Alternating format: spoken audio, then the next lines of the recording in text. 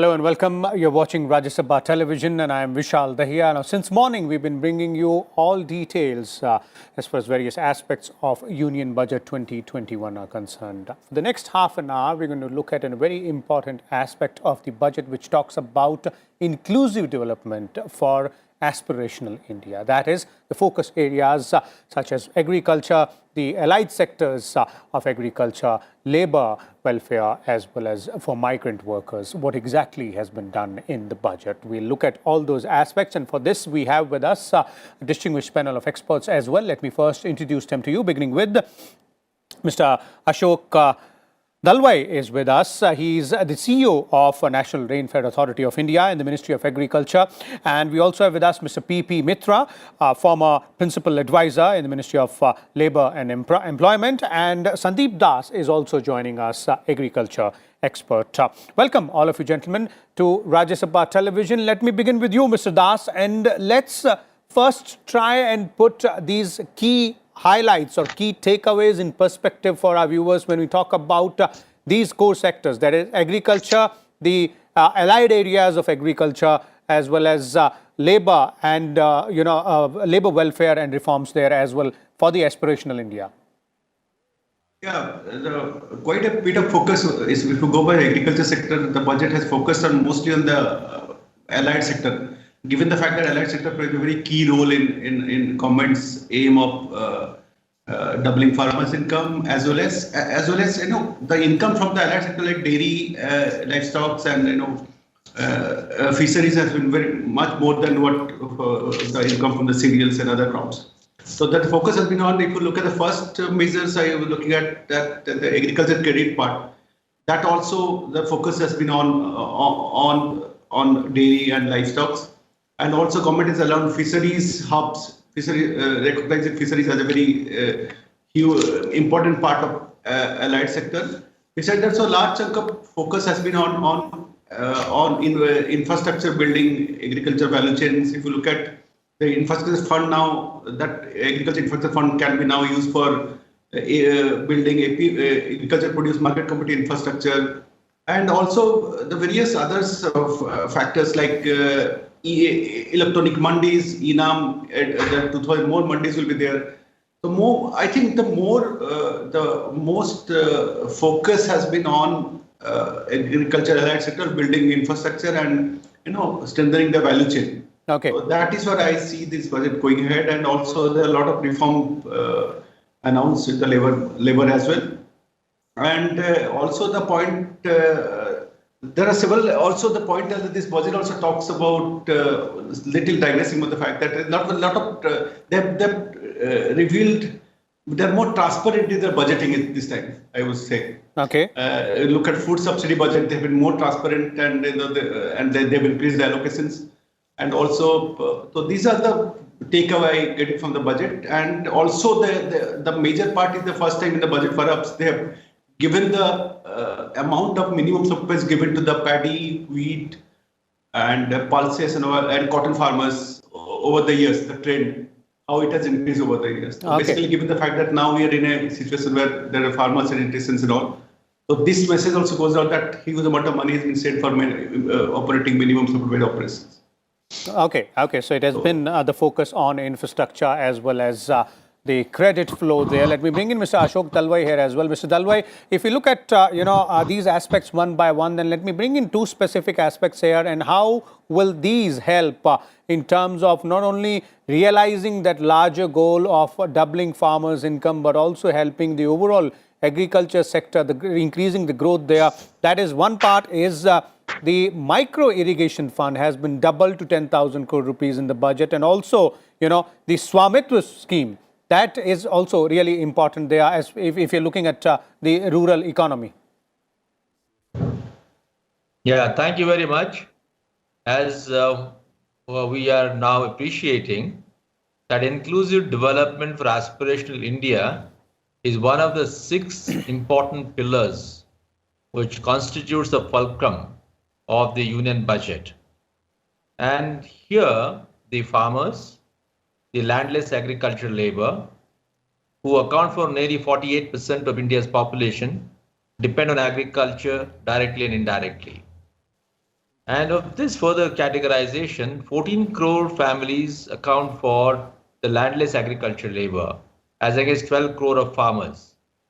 The labor class, whether in the construction sector or in the informal industry sector or in the formal sector, is mostly provided for by this particular sectional society.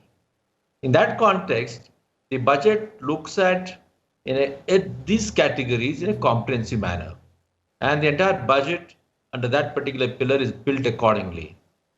If I would like to focus first on the landless agricultural labor, the labor reforms that it suggests are welcome, for the simple reason that it talks about the application of minimum wages for all categories of workers. It talks about building a portal with all necessary compiled information so that we're able to track and trace and ensure that various entitlements and benefits can be transferred through a DBT. And of course, it goes into various other aspects of labor. But coming to agriculture per se, we should remember always that even among the farming class, a major section of the income comes from the non-farming sector, particularly for the small and marginal farmers. For example, our DFI committee analyzed and found, on an average, the farmer's income is composed of 60% farm income and 40% non-farm income.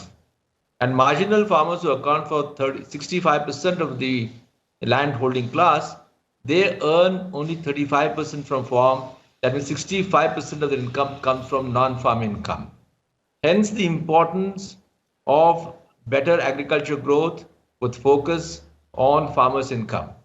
So this particular budget commits itself to doubling farmers' income as one of the sankalps. So that's where the reiteration that had been made in 2016 continues. And then it recognizes two important things. Okay. That if we want to achieve higher growth rate in agriculture, then there is a direct correlation between the gross capital formation in agriculture and the growth rate.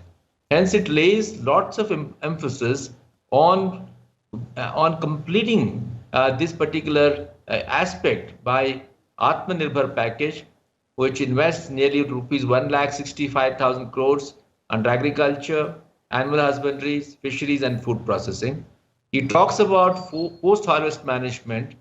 Along with the reforms that it has talked about, it is now also talking about re-strengthening the APMC system, because they, through a regulation and a more transparent mechanism, can discover prices for the farmers. Okay. So, apart from 1,000 markets that we have already onboarded onto the eNAM platform, now the next tranche of 1,000 markets will also come on board. So that will take us to nearly 2,200, and we'll be left with another 500 markets to be onboarded subsequently. And alongside this, knowing that agriculture prices fluctuate, notwithstanding the robustness of the agriculture marketing structure, the administered price system based on minimum support price and the procurement has been made a firm commitment to. So I think the farming community now need not entertain any doubt relating to APMCs, relating to MSP and MSP-based procurement.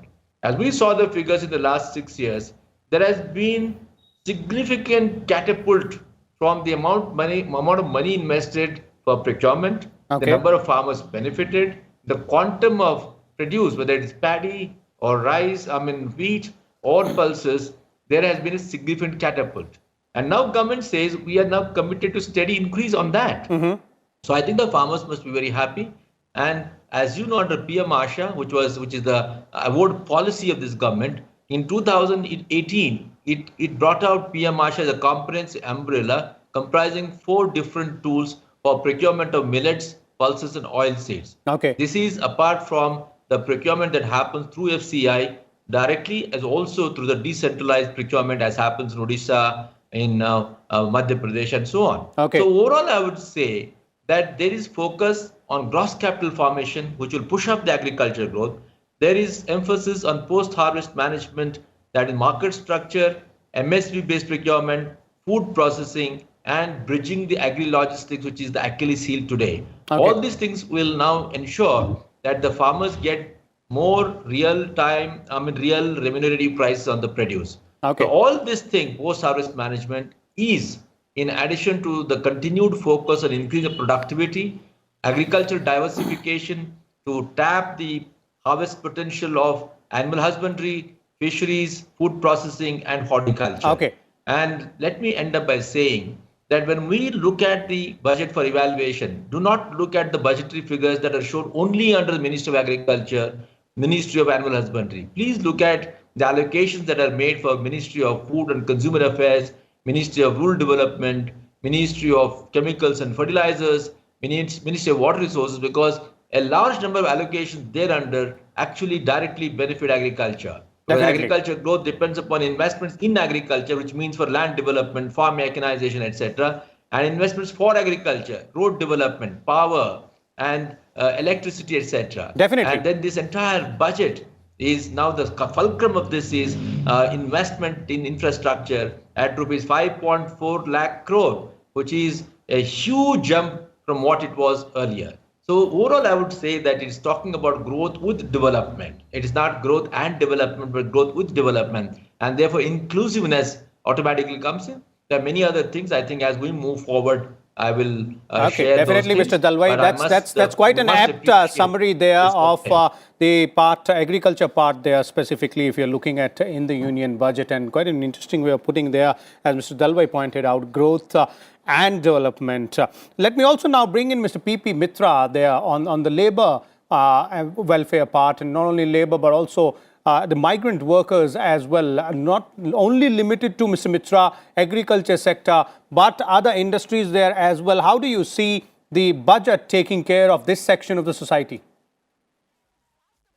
Yeah, good evening. Thank you for having me here. Overall, the budget gives a new perspective to the discourse in this country. For the first time, infrastructure and capital investment has been given to the infrastructure sector.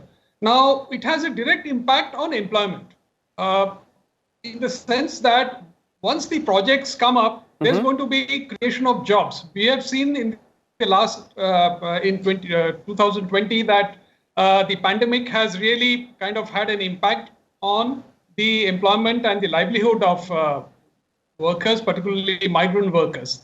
The another focus of the budget has been on health and allied sectors. You know, it has taken a very holistic kind of a view, and a healthy workforce is always a productive workforce, as Mr. Dalwai was alluding to. So I think the focus of the budget has been on the health side of the economy, including the workforce. So that has its inclusive element in that. The third element is about affordable housing and rental housing. We have seen in the last pandemic crisis how migrants really had to kind of move out to their places, to their home states because of the problems about housing, and also a good bit of thought has gone into affordable housing and rental housing. So this project tries to kind of address these issues. And along with this, there is something on the shipping side. I was listening to the Honorable Finance Minister where she was in a discussion with Rajya Sabha TV, where she said that there is an effort on to kind of have a collaborative agreement with countries like Japan and the United Arab Emirates, so that our workers get trained in our own ships with flags of convenience, because there's something called the flags of convenience. Skill development. We have been kind of training on the foreign liners, so naturally our people get trained in these foreign liners and then get absorbed. But now the attempt would be to kind of train them in our own ships and then build the skills to kind of get into the niche activities of employment in Japan and the United Arab Emirates. I'm told that there are further more number of countries that are kind of being approached. So I think all in all, this budget gives a perspective of a very inclusive nature, and the impact of it will, of course, lie on the actual implementation. As Mr. Dalwai was saying, that a lot of things online has been kind of happening, but the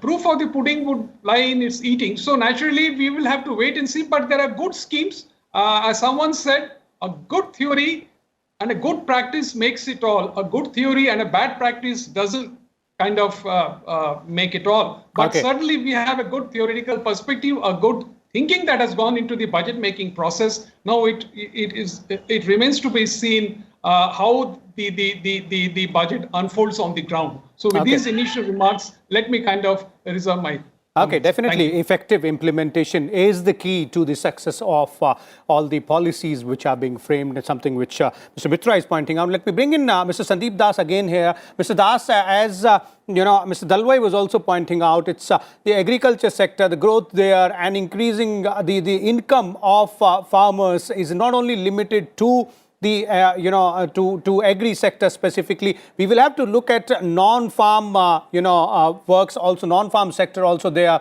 Fisheries, for example, one, and then animal husbandry there. So in terms of the focus areas there on the non-farm sector, how exactly do you think the push has been given to so that it gels well with the other aspect of the agriculture sector and the overall rural economy as well? See, the advantage with the allied sector being that the dairy, whether it's livestock, whether it's a fisheries, that many of the landless people are also engaged in such activities. And so, these sectors like dairy and poultry, which is part of livestock, and also fisheries, they are going at a very healthy growth rate. About 6 to 8%, you can say, is growing at that kind of rate. And also the income is quite higher than what if you grow cereals. For cereals, you need land and all.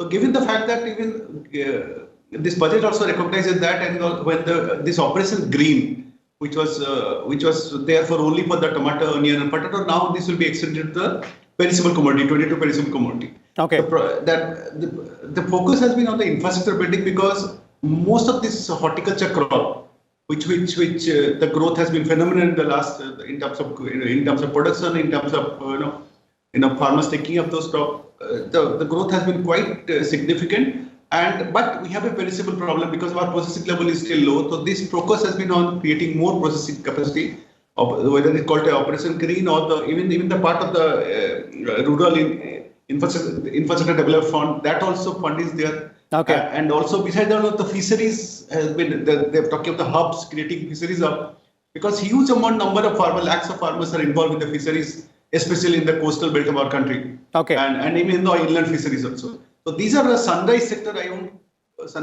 and this for the focus on such sector, and I must even the agriculture credit part. Now the Kisan credit card being available to the dairy farmers, so that also increases when the small farmers with their 1 or 2 animals can need working capital requirement, that can be met to Kisan credit card. Okay. So okay, definitely. Agriculture credit of 16.5 lakh crore is also welcome, especially focusing on the livestock sector. Okay. Livestock and dairy and other sectors, allied sector. That's so that focus. The focus is on infrastructure building and value chain, because these are the sectors going to give us a healthy, sustained income for the farmers, and also particularly for the landless people.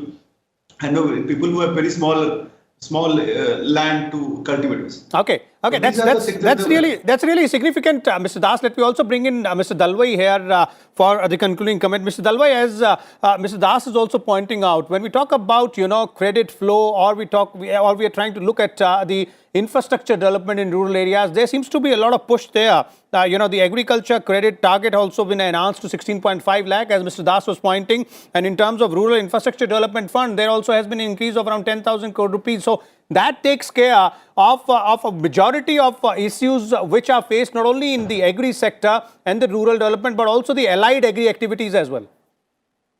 Yeah, perfectly right. In fact, today we recognize horticulture, animal husbandry, dairying, and fishery as the new growth engines. In fact, fishery is one with the top growth potential. And India has 8,114 kilometers of coastline and large number of water bodies within the country where fishery is possible. And we are seeing the fishery growing at a rate of around 12 to 13%, animal husbandry growing at a rate of 7 to 8%, compared to crops, particularly agronomic crops, just growing at 2%. So rightly does the budget bring focus on this growth. And then with now credit available at rupees 16.5 lakh crore, 2/3 of which will go into crop production and 1/3 will go into the long-term investment. So we will now see that all these subsectors of agriculture will have an access through the Kisan credit card to the production system, and simultaneously they also will benefit from long-term investment where agri-logistics in terms of both backward linkages and forward linkages will be catered to. Okay. When we have this kind of a system, we can then practice agriculture as an agriculture value system, which means that we connect the farm gates to the market, and simultaneously the budget focuses on what is called digital technology. Under the digital technology, we'll be able to deploy the power of information technologies, also the emerging technologies, to first predict the possible risks, whether it is price risk, demand risk, supply management, weather-based risk, pest and disease risk, so that we will be able to share this real-time data and information with the farmers and enable them to take advanced action, thereby reduce the possible reduction in both production and incomes. And then secondly, it also focuses on what is called secondary agriculture. Purpose of promoting textile parks through 7 mega textile parks or 5 fishery harbor centers to convert into economic hubs, or promoting other kinds of activities where solar panel promotion, for example. All these things will generate what is called additional jobs, additional income, and supplement the total income of the farmers. So I think it is good that we are now moving toward diversification of agriculture.